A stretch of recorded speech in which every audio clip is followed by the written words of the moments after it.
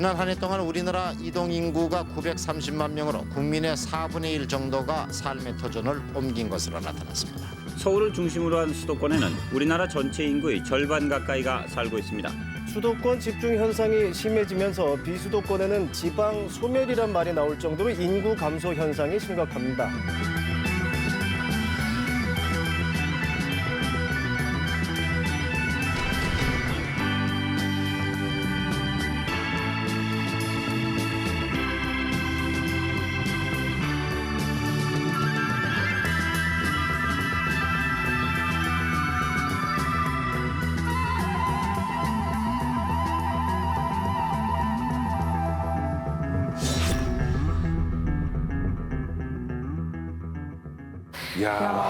방금 지도 딱 지어지고 서울만 남았을 때 네. 충격이다. 인국이란 얘기까지 하잖아요. 전 궁금한 게 쌤이 사실 도시공학자이시잖아요. 예. 그러면 도시에 더 집중을 해야 된다 이런 말씀을 하실 것 같은데 오히려 그 반대 이야기를 좀 주장하고 네. 계세요. 올해가 이제 사실은 제가 환갑을 맞는 해입니다. 축하드립니다. 그렇게 안 보이죠? 30대로 봤어요. 25. 그냥 저랑 비슷하다 생각을 했는데. 석전 씨 아주 시력이 아직 여전하시군요. 예. 올 한 해를 맞으면서 저는 두 가지 꿈을 꿨습니다. 그 첫 번째 꿈은 일백탈수입니다. 일백탈수요? 예. 일백탈수? 제가 일백탈수 얘기를 하면 뭐 백수탈출 이렇게 이제 듣는 분도 뭐 탈수기 계시는데 같기도 하고요. 그러네요. 여러분들 탈수기요. 일백탈수의 네. 뜻이 뭘까요? 100번 탈수기를 돌려라 뭐 이런 건가? 제가 엑센모빌 탈출. 만들어낸 말인데 일백탈수는 아. 1년에 100만 명씩 탈수도권 하자. 100만 명이나요? 100만 명을 탈수도권 하라고? 그렇죠. 수도권에 사는 우리 인구가 1년에 100만 명씩 비수도권으로 옮겨가는 인구 대이동. 자, 제가 왜 이런 꿈을 꿨는지 네. 한번 들어보시겠습니까? 네. 지난 2019년은 굉장히 중요한 해입니다. 우리나라에. 2019년 하반기에 대한민국 수도권 인구가 전체 국민 인구의 과반을 넘어섰습니다. 그 1975년, 70년대 당시에는 수도권의 전체 국민 가운데 31.5%. 합치면 1,000만 명이 좀 넘네요. 그렇죠. 수도권 인구가 전체 국민의 3분의 1이 안 됐죠. 그런데 80년대, 90년대, 2000년대 이렇게 넘어오면서 수도권 인구는 점점 늘고 비수도권 인구는 점점 줄었죠. 그리고 마침내 2019년 하반기에 수도권 인구가 50%를 넘은 겁니다. 우리 수도권 면적은 국토 면적의 11.8%. 그러니까 우리 전체 면적의 10% 조금 넘는 이 수도권에 인구 절반이 몰려 살고 있다. 야. 이게 지금 우리의 현실이죠. 어허. 수도권은 인구가 너무 많이 몰려와서 온갖 문제, 교통 문제, 집값 문제,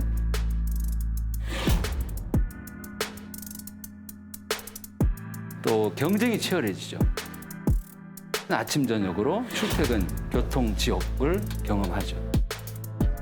반면에 비수도권 지역의 지방 중소도시의 원도심 지역은 사람이 없고 한쪽은 사람이 너무 많아서 문제, 네. 한쪽은 사람이 없어서 이제 소멸 얘기를 하고 있죠. 우리나라 기초자치단체 시군에 지금 3분의 1 정도가 인구가 5만이 안 됩니다. 5만이 안 돼요. 그러니까 적어도 5만은 돼야 군 단위를 유지할 수 있어요. 이걸 이제 마지노선이라고 하는데 네. 75년 당시에는 대부분의 군들이 인구가 5만이 넘었고 그리고 어지간한 군들은 10만 대였죠. 그러니까 그 인구들을 다 수도권에 뺏기고 비수도권 지역은 지금 텅텅 비어가고 있는 거죠. 구체적인 예를 들어볼게요. 서울시 면적이 605제곱킬로미터입니다. 그런데 전라북도 진안군은 789제곱킬로미터예요. 더 크네요. 서울보다 훨씬 크죠. 그러네요. 진안군의 인구도 70년대에는 10만이 넘었어요. 그런데 현재 인구는 2만 5천 명. 오, 많이 오분이 줄었네. 지난 군인데요. 진안군 전체 인구가. 군 전체. 군인데 2만. 서울보다 넓은데 넓은데. 2만 몇 명이 산다는 그렇죠. 거잖아요. 최근에 재건축한 송파구의 어느 아파트 단지는 네. 세대수가 9,510세대. 어휴, 만세대네요. 자, 한 세대당 가족 3명만 잡아도 이 아파트 단지 주민 수가 거의 3만 명. 와우. 그럼 그냥 어느 시골의 군 단위네요, 그렇죠. 그게? 서울보다 훨씬 큰 진안군 전체 인구가 네. 서울에 있는 아파트 단지 하나 인구만도 지금 못 미치는 거죠. 와. 이것이 지금 우리의 문제입니다. 아니 아파트 단지가 근데 그런 데가 한 군데만 있는 게 아니잖아요. 그러니까 군들이 다 서울에 있는 많죠. 것과 비슷한 거네요. 우리나라 기초자치단체가 228개입니다. 네. 그중에 113곳, 그러니까 거의 절반이죠. 절반이 지금 소멸 위험 지역으로 우리가 보고 있습니다. 소멸 위험. 이 소멸 위험 지역을 어떻게 보느냐? 이거는 이제 계산을 합니다. 20세에서 39세 이 가임기 여성 인구를 65세 이상 고령 인구로 나눈 값. 네. 이게 0.5 이하면 소멸 위험 지역으로 봐요. 아. 그러니까 전체 인구 가운데 이 고령자 인구는 많고 네. 아이를 낳을 수 있는 여성 인구가 절반도 안 된다는 뜻이죠. 저는 아직도 부모님이 충남 시골에 계신데 가끔 놀러 가면 그렇게 빈집들이 눈에 보여요. 그래요? 네, 분명히 저기 예전에 누가 동창이 계셨는데. 살았던 데 같은데 빈집처럼 보이니까 관리도 안 돼 있고 맞아요. 그냥 그 집이 그대로 덩그러니 놓여 있는 거죠. 아마 명절날 추석이나 설날 지역에 가보면 느낄 겁니다. 70 이상 된 어른들만 살고 계시는 시골 마을들이 아주 많죠. 네. 이분들이 돌아가시면 어떻게 되겠어요? 다 진짜. 비어 있겠다. 그러면 이제 유령도시. 딱딱딱 비는 마을들이 늘 겁니다. 괜히 소멸이란 말이 나오는 게 아니네요. 이 일본에 주민이 딱 한 명 살고 있는 마을 이야기가 얼마 전에 뉴스에 나왔습니다.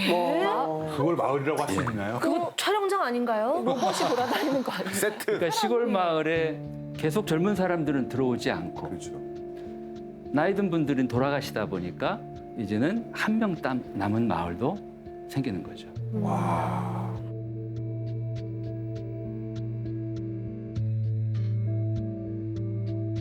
그래서 이게 남의 일이 아닙니다. 우리도 지금 70-80이신 분들이 앞으로 10년, 20년, 30년 다 돌아가신다면 그리고 새로운 사람들이 들어오지 않는다면 이제 우리도 일본처럼 딱 한 명 남아있는 마을이 부지기수로 늘 겁니다.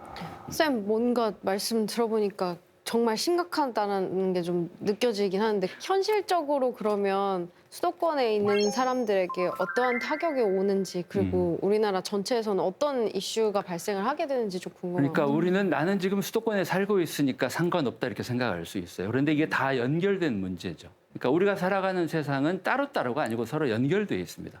마치 우리 몸에 우리 나라를 비유한다면 우리 머리를 수도권이라고 비유하고 네. 그리고 지방 인구가 줄고 있는 우리 지방의 작은 시군들을 팔다리로 본다면 팔다리가 다 소멸되어 버리고 머리만 남아서 우리가 행복하게 살 수 있을까? 연결되어 있다. 네. 그렇게 본다면 구장을 넓게 써라 이런 말도 있죠, 그죠? 구장, 축구 경기 같은 그렇죠, 거 할 때. 우리가 축구 시작할 때. 눈간을 봐라. 왜 우리가 넓은 국토를 두고 한 곳에만 이렇게 몰려서 서로 치열하게 살아가야 할까? 그러니까 지속 가능할까? 이제 이런 고민들을 지금 우리가 해야 할 때다.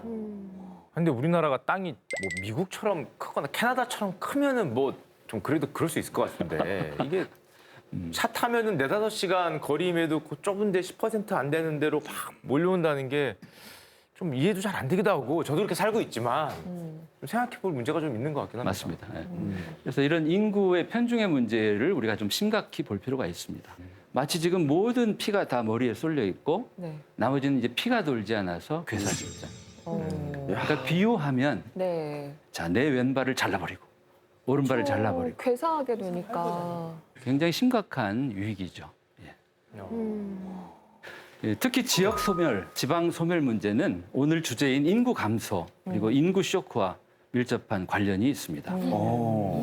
그래서 우리가 이 관계를 알기 위해서는 수도권 집중이 언제부터 어떻게 시작됐는지를 좀 알 필요가 있죠. 우리 큰형님 석천 씨는 네, 알고 계시나요? 저는 충남 청양이라는 시골에서 태어났는데 중학교 때까지 거기서 있고 예. 이제 고등학교는 이제 대전 지역에 저희 지역의 중대로. 이제 중심인 대전에서 고등학교를 나오고 거기서 또 공부를 열심히 해서 이제 서울로 온 거거든요, 대학교를. 공부 잘 따는 건데. 근데 그게 이제 시골 아이들의 어떤 전형적인 꿈이었어요. 시골에서 지방의 중소도시 또는 대도시로 그리고 그렇죠. 서울로 서울. 한양으로 가야지. 저희 공부를 때 하기 위해서 예, 8, 그리고 90년대 그랬어요. 일자리를 찾기 위해서 사실 예. 그러면 성공하신 거네요. 전 되게 성공 케이스죠. 성공 신화죠. 예. 다 한양으로, 원래 한양으로 다 가라앉지 않습니까? 그렇죠. 사람은 뭐 한양으로 말은 홍석천 씨 때문에 그럼 우리나라 수도권 집중이 좀 심화된 거죠? 맞습니다. 대한민국 개발 시대에 계셨어야죠. 인구가 제 책임이죠. 수도권으로 대도시로 몰린 거죠. 청양이 비었어요. 그렇네요. 저는 공부도 못했는데 바득바득 올라왔습니다. 아니 근데 이렇게 말씀 들어보면 이 시대만 해도 지금 한 7, 80년대. 예, 80년대, 90년대. 우리나라 경제 개발이 본격화된 게 1960년대입니다. 산업화가 이루어지고 그리고 도시화가 이루어졌죠. 결국은 한 곳으로 모아서 경쟁력을 키우자 이런 전략이었습니다. 아하. 이것이 이제 우리나라의 소위 성장 거점 개발론이라고 하는 전략이죠.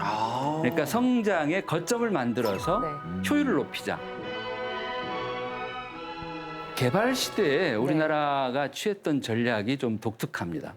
그러니까 전체를 골고루 키우겠다가 아니고 큰 놈을 집중적으로 키우겠다.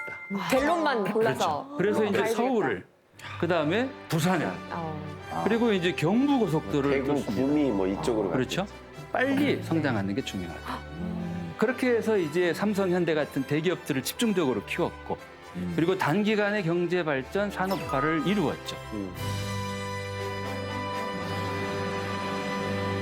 50년대는 1인당 국민소득이 100달러도 안 됐어요.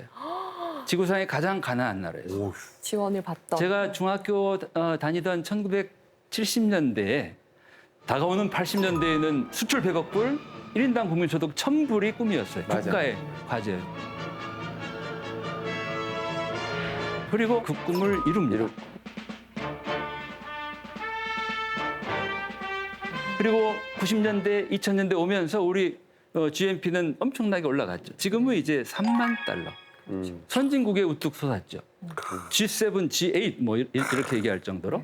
그런데 빛나는 성과도 있었지만 부작용과 그늘도 있었다. 그러니까 성장 거점을 개발한다라고 하는 것은 전체적인 총량을 개발하는데 대단히 효율적인 전략입니다. 특정 지역을 성장의 거점을 집중적으로 키우는 거니까. 근데 거기는 컸지만 이를테면 수도권이 지금 과반 인구를 다 갖고 있고 지방에도 지방의 대도시가 대부분을 다 빨아들입니다. 블랙홀처럼. 그러다 보니까 작은 시군들은 인구를 뺏기고 활력을 뺏기게 되는 거죠. 여러분들 이렇게 와인을 따를 때 와인잔을 1층에 쌓고 2층에 쌓고 3층에 이렇게 피라미드처럼 와인탑, 쌓아서 맨 윗잔을 이렇게 채우면 그게 넘치면 아래로 흐릅니다. 그러면 아랫잔이 채워지고 또 넘치면 밑에가 채워져. 이게 이제 소위 낙수 효과인데 실제로는 그렇게 되는가? 위에 와인잔이 찰만하면은 잔을 바꿔버립니다. 큰 잔으로. 또 다른 잔. 그러니까 위에가 계속 다 차지하고 중간 아래는 계속해서 비어 있는 상태. 그러니까 빈익빈 부익부 이런 현상들이 벌어지는 거죠. 위가 와인잔인 줄 알았는데 세숫대야가 되고 막 그러는 거네요. 그렇죠. 그런 말하자면. 거구나. 그럼 성장 거점 개발론이 그 출산율에 부작용을 또 일으킬 수 있나요? 우리나라 상황이 이러다 보니까 이제 하나둘 부작용이 나타나고 있는데 가장 심각한 게 바로 저출산입니다. 저출산. 출산율 이제 2명이 만나서 아이를 몇 명을 낳는가 이제 이 지표죠. 그러니까 출산율이 적어도 2가 넘어야 이제 인구가 유지된다는 뜻이에요. 그런데 우리는 1.5대에서 지방의 경우에 이렇게 점점 줄어서 지금 1.01 그리고 서울의 경우는 더 낮아서 0.72. 아니 서울이 0.7이 2019년이었다는 게 굉장히 충격적인데요. 이 출산율은 세계에서 유례가 없는 정도로 낮은 출산율입니다. 역시 대한민국 1등이구만. 서울은 진짜 0.5 아래로 가겠는데요. 이 이대로 가면. 근데 이렇게 되면 정말 몇 년이 지나면 인구가 제로가 되는 거죠. 이 과반 인구 정도가 서울과 수도권에 살고 경쟁이 갈수록 치열해지고 사는 게 고달프고 그리고 내가 이렇게 힘들게 살고 있는데 내가 아이를 낳는다면 애는 더 고생하겠구나. 이러니까 대도시 지역, 경쟁이 치열한 지역에 출산율이 내려가는 거죠. 그러네. 이게 이제 동물 실험과 비슷해요. 이 존 캘론이라고 하는 동물 행동학자의 실험이 아주 유명하죠. 쥐의 숫자가 점점점 늘어나면 출산율이 줄고 또 이렇게 구애 빈도도 줍니다. 그리고 어느 정도 늘어나면 더 이상 출산을 안 해요. 결국은 늙은 지들부터 세상을 뜨니까 인구가 줄고 멸종하게 되는 거죠. 인구 밀도가 점점 높아지면 생존이 힘들어지니까 출산을 포기하는 것과 비슷하죠. 구의 빈도도 줄어든다는 거죠? 그렇죠. 그럼 내가 인구 때문에 결혼을 못하고 있었던 거였구나? 아니 민상 씨가 결혼 못한 건 사회 때문이다. 예. 사람이나 동물이나 이제 전문 용어로 영역성이라고 해요. 예. 그러니까 나는 여기 이렇게 있지만 네. 이 보이지 않는 이 나의 영역을 지키고자 합니다. 우리가 예를 들어서 버스나 지하철에 탔는데 많은 버스에 타면 사람들이 서로 영역을 침범해도 참죠. 네. 그런데 이런 새벽에 아무도 없는 버스에 내가 타고 있는데 다음에 탄 사람이 내 옆에 바짝 붙으면 어떻겠어요? 이 사람 편하지. 왜 이래? 좋아하나? 왜 이러지? 그렇죠? 그러니까 보이지 않는 영역들을 다 갖고 있는데 이게 이제 밀도가 점점점 높아지면 이것들이 침해를 받으니까 사람들이 서로 경계를 하게 되고 경쟁을 하게 되고 각박해지고 사는 게 점점 힘들어지는 거죠. 유민상 씨는 이렇게 영역이 넓어서 잘 안 됐다 뭐 이런 뜻으로. 대한민국은 저는 대단히 넓은 나라라고 생각합니다. 유민상을 품기엔 충분하다. 그럼요. 예. 아닙니다. 쌤, 근데 보면 말이죠. 이상한 게 있습니다. 그러면은 서울 그 수도권은 그렇다 쳐요. 이게 너무 좁아. 그래서 그럼 지방은 최소한 2배는 나오든가 출산율이 좀 훨씬 더 높아야 되는데. A는 돼야 된다. 네, 그렇게 높지도 않은데. 그러니까 서울에 비하면 지방은 경쟁이 치열하지 않으니까 네. 훨씬 더 지금 물론 이 출산율도 좀 높게 나타나는데 네, 문제는 네. 지방에 있는 청년들이 그곳에서 행복하게 일자리를 찾고 결혼하고 살아야 되는데 네. 자꾸만 서울로 수도권으로 온다는 거죠. 결국 또 다. 결국 지방의 청년층들의 인구가 줄게 되면 결국 지방의 인구는 더 줄고 서울과 수도권의 인구는 더 늘 수 있다. 출산할 사람. 이것이 저출산의 이를테면 악순환이죠. 이야. 그래서 이제 이전 여러 정부 때마다 노력을 합니다. 어떻게 하면 지역 균형 발전을 할 건가. 그래서 여러 가지 정책을 펴요. 서울에 있는 뭐 수도를 옮기자 이런 그 얘기들도 얘기 있었죠. 있었죠. 결국은 이제 행정수도, 옮겼어요. 행정중심 복합도시로 세종시가 됐고 그리고 공공기관. 예, 서울에 있는 공공기관들을 지방에 옮겨서 뭐 혁신도시들을 만들고 한 가지 제가 질문을 드려볼 거예요. 서울에 계속 인구가 몰리니까 서울과 수도권에 계속 신도시를 만들고 주택 공급을 확대하면 자 집값은 내려갈까? 어떻게 생각하십니까? 저라도 집을 살려면 더 줘야 되지 않을까요? 네. 자기 생각만 하는군요. 이 와중에도. 사야지. 좀 대도시도 좀 이렇게 아파트 좋은 거 지어주고 옆에. 우리 수도권에. 경제학 이론 수요와 공급이 이렇게 한정적일 때는 공급을 늘리면 가격은 내려갑니다. 그렇죠. 그런데 수도권에 계속해서 주택을 공급하면 네. 비수도권 사람들이 수도권으로 들어와서 수도권 인구가 늘어납니다. 그래서 이 일반적인 수요 공급의 법칙이 그대로 적용되지 않는 거죠. 수요도 그럼 같이 늘어나는 거군요. 공급을 그렇죠. 늘려버리면. 그러니까 이대로 가면 한도 끝도 없이 사람들을 수도권이 빨아들일 거예요. 블랙홀. 너무 비정상. 그러니까 머리가 너무나 점점점 커져서 나중에 뻥 터질 수도 있다. 어이쿠. 그래서 저는 이제 수도권의 개발을 이제는 그만해야 된다. 그러면 수도권 개발을 그만하자고 하셨는데 그럼 개발 방법이 바뀌어야겠는데요. 예. 어떻게 제가 바꿔요? 주장하는 바는 네. 크신제에서 작고체로 가자. 뭐라고요? 또 뭔가 줄인 것 같은데. 작고체? 작고체? 작고체. 어머? 자, 크게 어딘가요? 예. 신개발, 어. 재개발하는 방식에서 작게 고치고 채우는 방식으로. 쌤 그런 거 좋아하시는군요.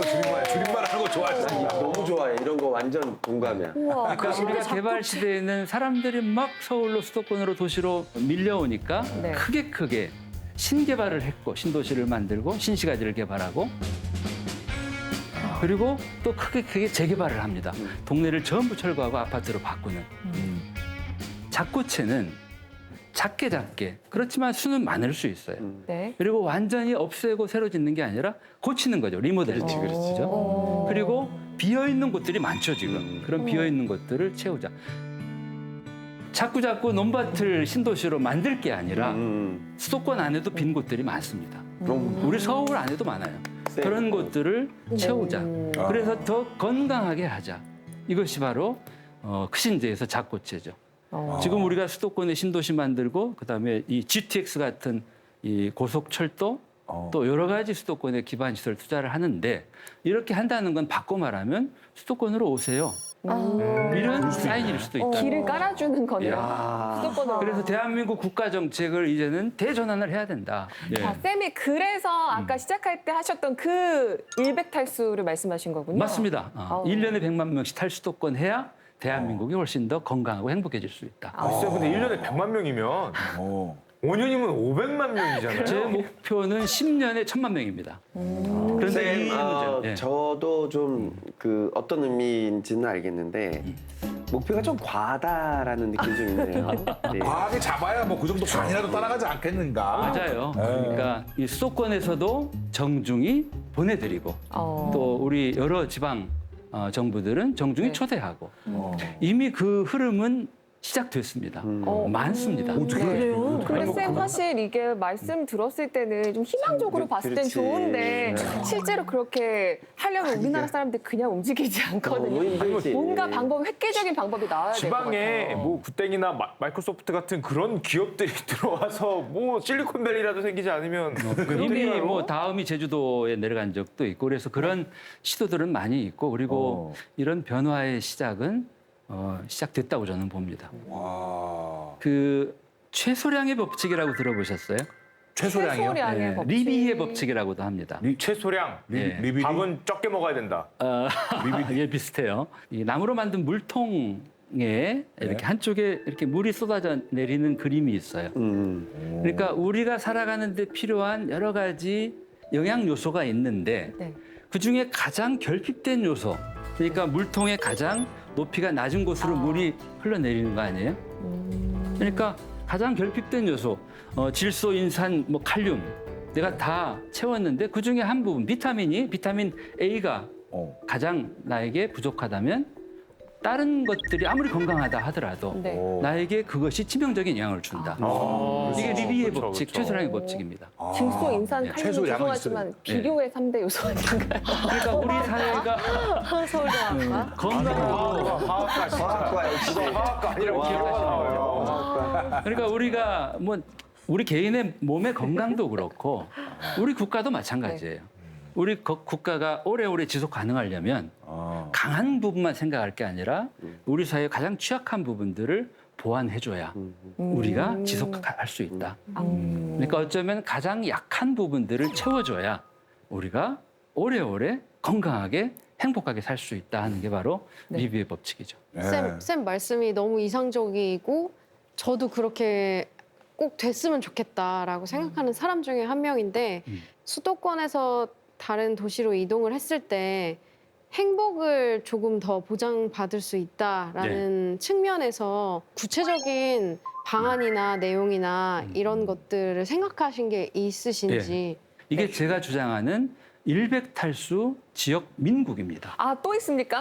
지역민국. 자, 가만있어봐. 지역민국. 지방은 역시 민상이가 국룰이다. 뭐 이런 또 줄인 거 아닙니까? 얘도. 우리 대한민국을 네.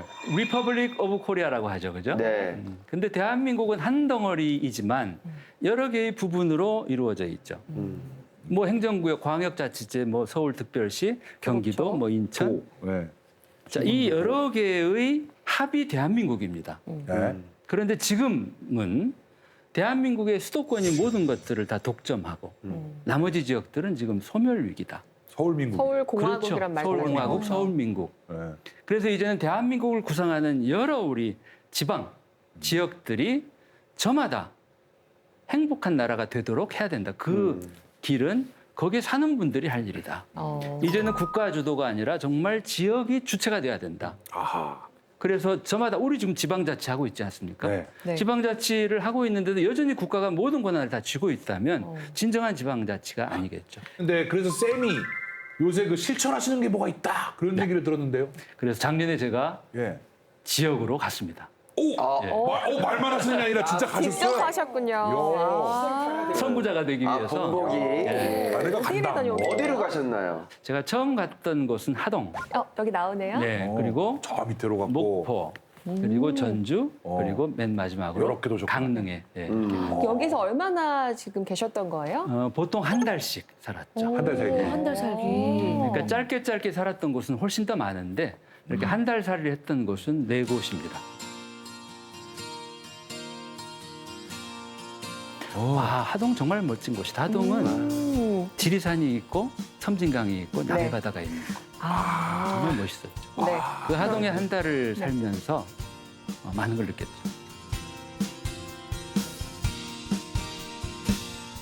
목포는 한마디로 정말 재미난 곳이에요. 뭐 영어로 표현하자면 다이내믹 시티라고 할까?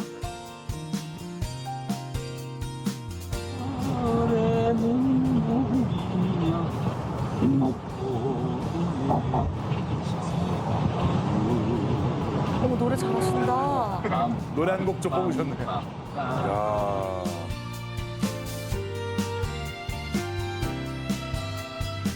그래서 전주는 한마디로 따뜻한 곳입니다. 도시도 사람도.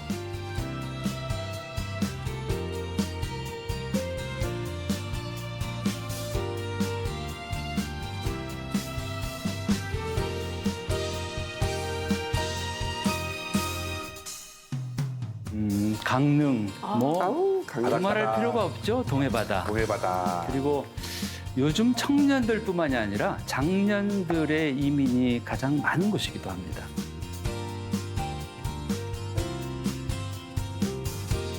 와. 어유. 쌤 너튜브 하시면 구독자 많이 생길 것 같습니다. 야. 그래도 교수님 지금 댁은 서울이신가요? 그렇죠. 정년이 한 5년 남았어요. 그래서 이제 정년을 하면 저도 로컬로 갈 생각입니다. 네. 쌤 근데 이거 보면서 제가 느낀 점은 쌤은 지금 이제 정년이 되고 한 달 살이를 하러 가신 거잖아요. 안식년을 네. 내고. 이제 그렇게 가서 이제 자연 정취를 보면서 좋은 도시라는 건 저희가 알겠는데 20대, 30대 입장에서는 내 삶을 살아야 되고 내가 돈을 벌어야 되고 내가 연애를 해야 되고 내가 결혼 생활을 해야 되는데 저게 그냥 살기 좋은 도시라는 것만으로는 내려가기 굉장히 힘들지 않을까 그런 생각을 좀 하고 제가 있습니다. 작년에 연구년 맞아서 로컬에 간 이유는 딱 하나예요. 로컬에서 더 행복하게 사는 사람들을 찾아가 만나자. 그리고 그거를 영상으로 담아서 더 많은 사람들에게 알리자. 그리고 초대하자. 그리고 나부터 가서 살아보자. 그걸 본 사람들이 또 나도 한번 해볼까. 한 번에 옮겨올 수는 없기 때문에 저는 이렇게 뭐 일주일도 살아보고 짧게 여행도 해보고 저처럼 한 달 살이도 해보고 이렇게 좀 권해드리고 싶었죠. 그래서 내려갔죠. 저도 여행자의 시선이 아니라 어떤 거주자로서의 시선으로 바라보셨던 그러니까 한 달 살이가 아마 여행자와 거주자의 경계점일 것 같아요. 한 달을 살아보면 이렇게 막 바쁘게 여행하는 것과는 좀 다르죠. 머무는 거죠. 네. 하동 얘기부터 해볼까요? 네, 포인트가 어떤 게 있었을까요? 야, 너 좋다. 하동은 지리산, 섬진강, 남해바다를 다 가진 천혜의 땅이에요. 정말 멋진 곳이구나.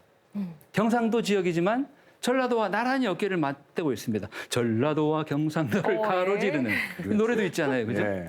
그리고 실제 이곳 사람들은 전라도, 경상도 구분이 별로 없어요. 우리는 그냥 하동 사람, 우리는 구례 사람. 네. 서로 다른 문화가 이렇게 만나다 보니까 더 멋진 문화로 발전하는 융합의 문화가 격조가 있는 곳입니다. 그래서 정말 하동 사람들, 제가 만난 사람들 다 좋아요. 그 중에 한 분, 이 하동의 화계에 이제 그 차바트라는 대표를 만났는데 당신은 왜 이거 시골에 사느냐? 교수님, 저도 도시에 가서 살아보기 위해서 부산에도 가보고 서울도 가봤습니다. 그런데 어디도 내가 사는 이곳 화계만한 데가 없습니다. 아침에 새가 울고 그리고 철마다 산들이 많은 걸 베풀어주고 그래서 저는 이곳이 좋습니다. 제가 하동 한 달 살이를 마치고 하동 군수님을 면담을 했어요. 한 가지 건의를 했습니다. 하동에서 정말 행복하게 살았는데 딱 하나 불편했던 게 있다. 뭘까요? 대중교통이었다. 버스나. 그래서 제가 건의드린 게 대자보 도시를 만들어 달라. 또 만드셨습니까? 대자보. 대자보를 만드셨네요. 예, 대중교통, 자전거 그리고 보행으로 여행도 생활도 가능한 도시를 만들어 달라. 우리가 이제 하동에 갈 때 대개는 구례구역에 내려서 이제 뭐 버스를 타거나 하면 굉장히 많이 기다려야 됩니다. 만약에 구례구역과 구례터미널, 피아골, 화계, 악양, 하동을 연결하는 그러니까 우리 서울의 이 버스 전용차로 같은 게 아주 빈번하게 그리고 최단 거리로 다닌다면 구례구역에서 하동까지 얼마나 편리하게 오고 갈 수 있겠는가. 이 화계의 긴 계곡을 이렇게 뺑뺑뺑 도는 버스가 있고 또 그 어느 정류장에 내리면은 전기 자전거가 있어서 그걸 타고 목적지까지 갈 수 있게. 이것이 제가 얘기하는 대자보 하동입니다. 딱 1년 전에 이런 걸 만드셨네요. 그렇죠. 네. 네. 제가 이걸 그려서 하동 군수님께 드린 거죠. 와우. 이렇게 해달라. 이제 선거에 출마를 안 하셨어요. 이번 선거에. 아이고, 이럴 수가. 하셨어요. 예. 아하. 근데 물론 이제 또 아쉽다. 이번에 당선된 분께 이렇게 또 뭐 전달이 되었겠죠. 네. 쌤 마을 호텔 저건 뭐예요? 제가 머물렀던 곳이 이제 하동 악양인데 이 악양의 놀루와라고 하는 주민들이 만든 그 협동조합에서 지금 마을 호텔을 준비하고 있어요. 그러니까 건물을 헐고 새로 짓는 게 아니라 비어 있는 집들을 그 잘 자체를. 고쳐서 숙소로 바꾸고. 그래서 지금 이 하동의 이 마을 호텔은 준비가 잘 돼 있죠.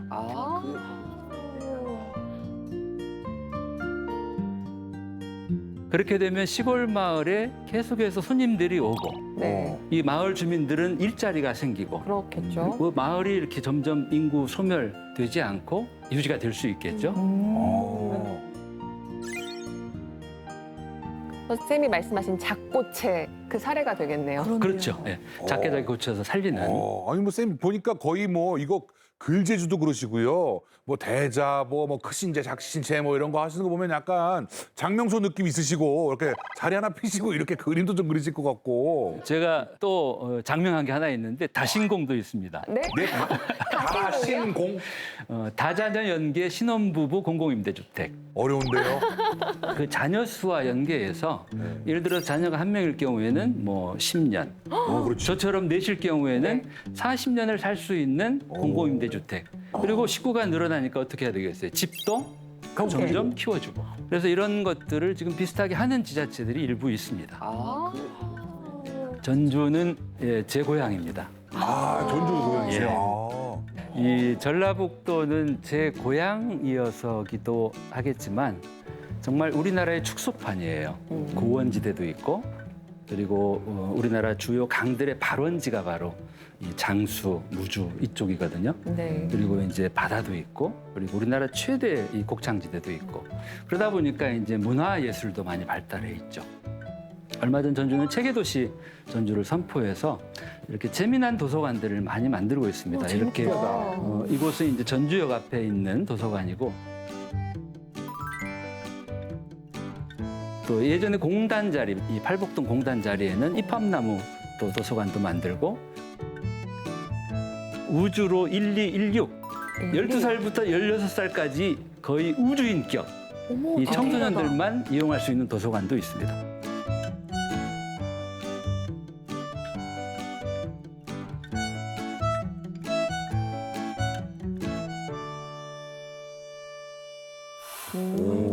다양한 시도. 근데 제가 전주에 한 달을 살면서 정말 속상했던 순간이 있습니다. 네. 왜요?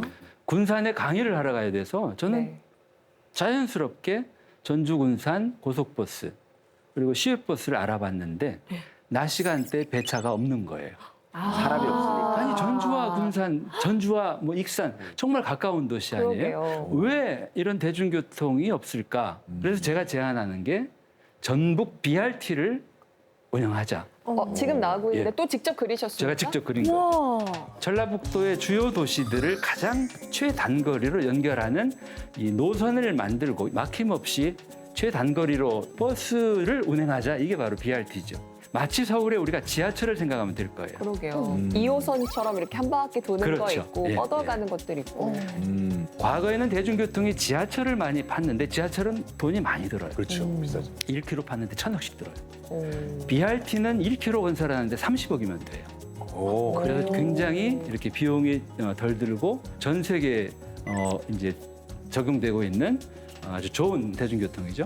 만약에 이런 BRT 노선이 만들어지고 운행이 된다면 완주가 좋아서 완주에 귀촌한 청년이 하루 일을 마치고 이 BRT를 타고 부안 교포 바닷가에 가서 친구를 만나서 차도 한잔하고 밥도 먹고 굳이 내가 운전하지 않고 BRT를 타고 집에 올 수 있을 겁니다.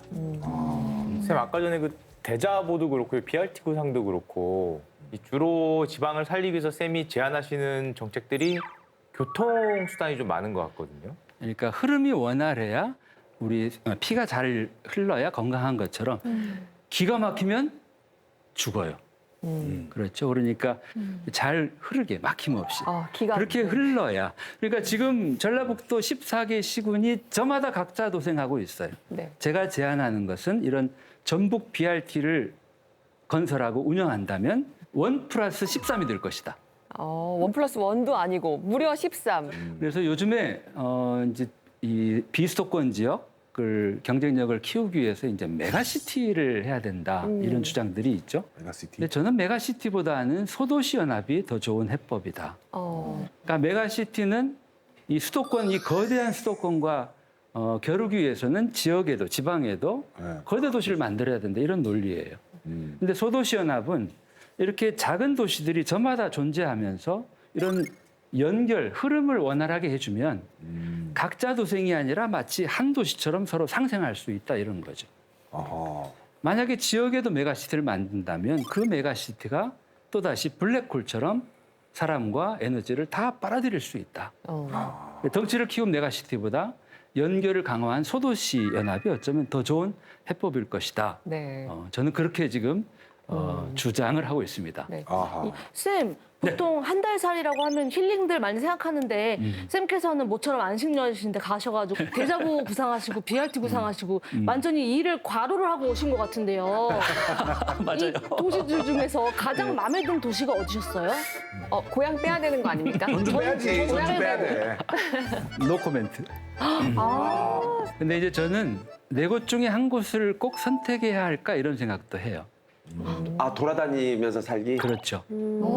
예를 들면 20명이 우리나라 뭐 한 4곳, 5곳에 집을 마련하고 이렇게 서로 돌아가면서 살 수도 있겠죠. 구장을 넓게 써라. 벌어놓은 게 좀 여유가 있어야 될 것 같은 느낌이 드는데. 쌤, 그 말씀 듣다 보니까 제가 우려하는 것도 그렇고 청년들이 우려하는 이제 제 세대들이 우려하는 것들은 이제 수도권을 벗어나면 일자리 문제가 되게 커지잖아요. 이 문제는 어떻게 해결을 해야 되는 걸까요? 일자리. 예, 정확한 지적이에요. 그러니까 로컬로 지역으로 오세요. 일자리가 있어야 가죠. 그렇죠. 지금은 일자리가 서울과 수도권 대도시에 몰려 있으니까 일자리를 찾아서 이렇게 서울 수도권 대도시로 오는 거죠. 우리도 이런 지방 소멸 위기를 겪고 있지만 우리보다 조금 먼저 위기를 겪었던 나라가 가까운 일본입니다. 네. 일본의 효고현 아와지 섬이 있습니다. 이 아와지 섬은 정말 큰 섬이에요. 네. 그리고 굉장히 농산물 풍부하고 수산물 풍부하고 그래서 이 자급률이 110%예요. 식량 자급률이. 정말 살기 좋은 곳이죠. 네. 그런데 이것도 청년들이 떠납니다. 대도시로. 오사카로, 도쿄로. 그래서 이 어떻게 하면 아와지 섬을 청년들이 다시 돌아오는 섬으로 만들 건가? 문제는 뭐예요? 일자리입니다.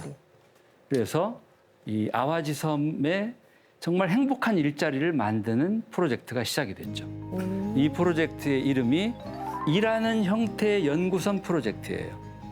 이 일하는 형태란 말, 이게 우리로는 조금 생소한 표현인데 그냥 열심히 고생하고 돈 받으면 그만 이게 아니라 어떻게 하면 더 행복하게 일하는 그런 일의 형태를 만들 건가.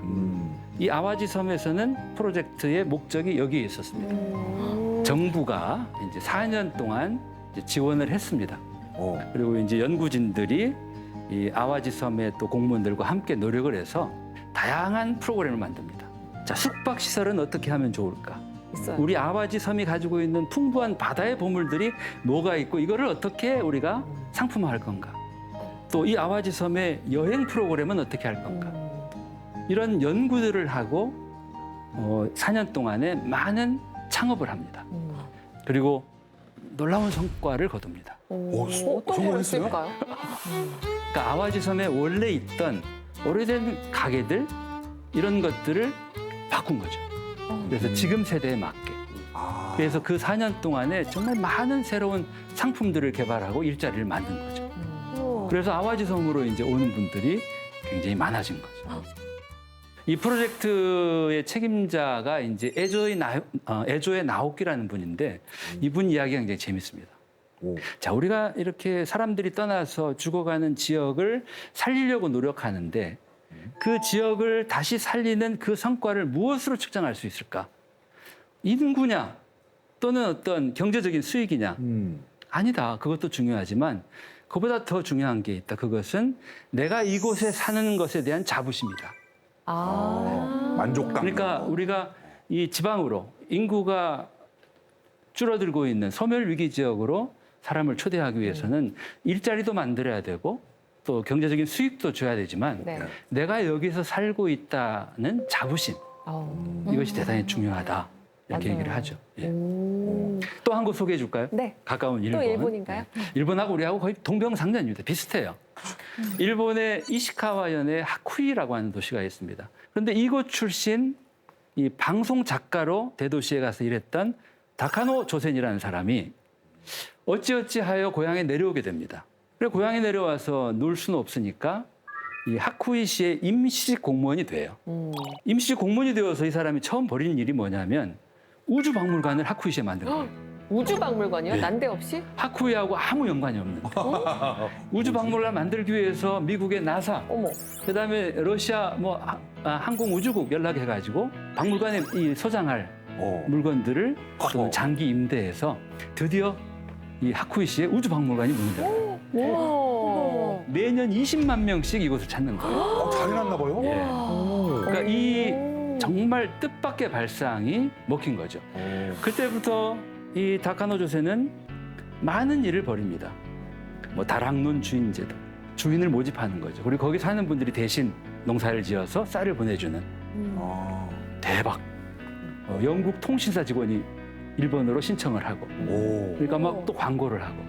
그것뿐만이 아니에요. 심지어는 지명을 활용해가지고 이 지역의 쌀을 일왕에게 팔 생각을 해요.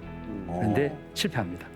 여기서 멈추지 않고 로마 바티칸 교황에게 와. 결국은 팔아요. 쌀을. 네. 뭐 하는 사람이야. 이분 되게 그러니까 미코하라에서 생산한 쌀을 바티칸 교황이 사서 먹는다. 이런 등등의 기발한 아이디어를 가지고 이 미코하라 마을을 살린 예도 있죠. 다카노 조센. 와. 활력이 생겼겠는데요? 오호. 그래서 미코하라 마을에 들어오고 싶어하는 사람들을 마을 주민분들이 면접을 봐요. 그래서 그 중에 몇 사람을 뽑아요.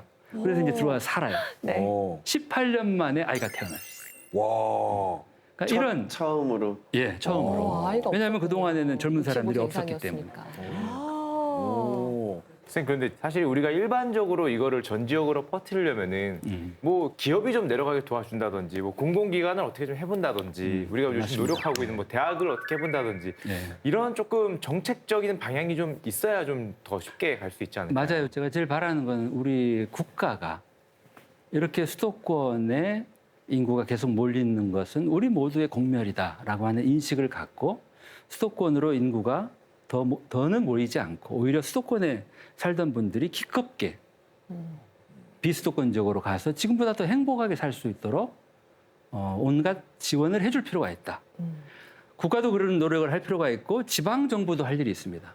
지방 정부는 사람들을 적극적으로 초대하고 그리고 한 번에 이사 와서 살기 어려우니까 뭐 일주일, 한 달 와서 머물러 보세요. 이렇게 하고. 또 하나는 우리 국민들도 중요하죠. 내가 어디에서 사는 것이 정말 행복할까? 그러니까 대한민국은 결코 좁은 나라가 아닙니다. 그러니까 내가 이곳에서만 살 수밖에 없다 이게 아니고 네. 이것보다 더 행복하게 살 곳이 아주 많다. 이런 생각을 갖는 우리 청년들, 중년들, 장년들이 네. 또 선택을 하고 그래서 그런 사례들 행복하게 더 넓은 지역에서 살아가는 사람들이 많아진다면 변화는 빨라질 겁니다. 가치관이 좀 변화해야 되겠구나. 예, 그래서 저는 대한민국 세 그룹에게 좀 제안을 하고 싶습니다. 세 그룹. 예, 첫째 청년들에게 청년들이요 대도시를 떠나면 어떻겠는가? 청년 탈수. 목포에 괜찮아 마을이 있습니다. 괜찮아 마을. 괜찮아. 괜찮아. 괜찮아 마을. 마을. 이 괜찮아 마을의 시작은 청년들을 목포에 초대한 거예요. 그리고 이제 행정안전부가 그런 지원을 해주었죠. 청년들을 목포에 초대해서 이 괜찮아 마을에 6주 정도 머물면서 힐링하게 합니다. 말 그대로 괜찮아. 이 청년들은 정말 고달프게 삶을 살던 청년들이 6주간의 휴가를 얻고 온 거죠. 놀아, 쉬어. 내가 지금까지 정말 개고생을 하면서 살았구나. 그 속 깊은 이야기들을 나눕니다. 그리고 내가 지금까지 생각했던 삶의 대안 또는 직장이 이게 유일한 대안은 아니었구나. 내가 더 행복하게 일하며 살 수 있는 길들이 아주 많구나. 이 괜찮아 마을 일기 청년들의 이야기를 담은 영화가 있습니다. 네? 다행이네요라는 영화. 이 영화의 제목 다행이네요의 행자는 길 행자입니다. 많은 길에서 만나- 길은 많다. 실패해도 괜찮다 말해주는 사람들이 있는 그런 따뜻한 사회가 존재하면 어떨까? 그 바람을 담아 마을의 이름을 괜찮아 마을이라고 정했다. 그 괜찮아 마을 출신들 중에 30명은 지금 목포에서 창업해서 살고 있습니다. 안 떠나고 6주 있다가 떠난 게 아니라 그렇죠. 와, 주민이 됐고. 그리고 이 프로그램은 계속되고 있죠. 괜찮아 잘 될 거야 너에겐 눈부신 미래가 있어. 저도 조금씩 살아보고는 있거든요. 시간이 날 때마다. 어디 가요? 어디? 어머. 제주에도 조금 살았었고, 그러셨어요? 3주 정도 이렇게 갔다 오고, 네, 청주에도 조금 또 연고가 있어서 살다 오고 이렇게 하고 있는데 저도 저한테 맞는 지역을 꾸준히 찾고 있는 중이고 근데 또 어르신께서 이렇게 말씀하시니까 되게 큰 용기가 되기도 하고 이렇게 생각하시는 분들이 점점 많아져서 네. 좀 그렇게 분산이 될 수 있고 다양성을 추구할 수 있다면 우리나라도 정말 좋아지지 않을까라는 그런 희망을 조금 본 것 같습니다. 두 번째는 베이비 부모들에게도 네. 제안하고 싶어요. 베이비 부모들이요. 대도시를 떠나자. 중년 탈수. 베이비 부모들이야말로 정말 더는 수도권에 굳이 있어야 할 이유가 많지 않습니다. 나를 필요로 하는, 절절히 필요로 하는 곳이 있을 것이다. 거기에 가서 나의 존재감을 드러내면서 더 행복하게 살 수 있지 않겠는가. 그래서 정년 은퇴한 친구들에게 이제 북한산 그만 좀 괴롭히자. 다른 괴롭힐 산이 많다. 지방에도 산이 많습니다. 산이 하나냐? 세 번째는 학부모들입니다. 학부모 어렵습니다. 예. 정말 대한민국의 교육은 저는 미친 교육이라고 생각해요. 그러니까 우리 아이들은 저마다 다른 재능을 갖고 태어나요. 그런데 오로지 입시 시험만, 과열 경쟁, 입시 경쟁 위주로 이렇게 다그치는 것만이 유일한 방법이 아니라면 다른 선택을 해봐라. 이 제주도 덕분교 얘기를 해줄까요? 예, 제주도에 덕 초등학교가 있었는데 네. 학생 수가 점점 줄어서 분교가 되었고 결국은 폐교 직전까지 갔어요. 그런데 이곳 주민들이 폐교를 막기 위해서 20가구 공동주택을 만들 거예요. 덕분교에 오시면은 좋은 주택을 좋은 조건으로 제공해드리겠다. 집을 그랬더니 폐교 직전의 학교가 학생 수가 점점 늘고 100명 가까이 느니까 덕분교가 덕초등학교로 승격을 했죠. 본교회를 이제 찾아요. 결과적으로 이렇게 쭉 듣다 보면은 그 모든 분들한테 얘기하는 거거든요. 그리고 청년 세대인 뭐 우리 유나 씨 포함해서 우리 저희들 너 내려가. 그리고 뭐 마찬가지로 우리 노년 세대인 우리 석천형님 뭐 이런 분들도 내려가셔라. 은퇴를 앞두신 분들은 이렇게 내려가서 뭐 생각 아까 많으시다 그러셨으니까. 예. 네, 베이비 부모 세대. 빨리 나으셨으면 지금쯤. 100 탈수한 사람들이 많아진다면 저는 대한민국이 골고루 행복해질 거라고 생각해요. 아깝지 않습니까? 대한민국의 유구한 역사를 지낸 이 지역들이 벅벅 지워진다라고 생각하면 그렇죠? 서울만 남고 마치 머리만 남고 팔다리 다 사라지는 것처럼 수도권만 남고 우리나라의 지방이 다 사라진다면 그건 슬픈 일일 거예요. 맑은 피가 구석구석 흘렀으면 좋겠어요.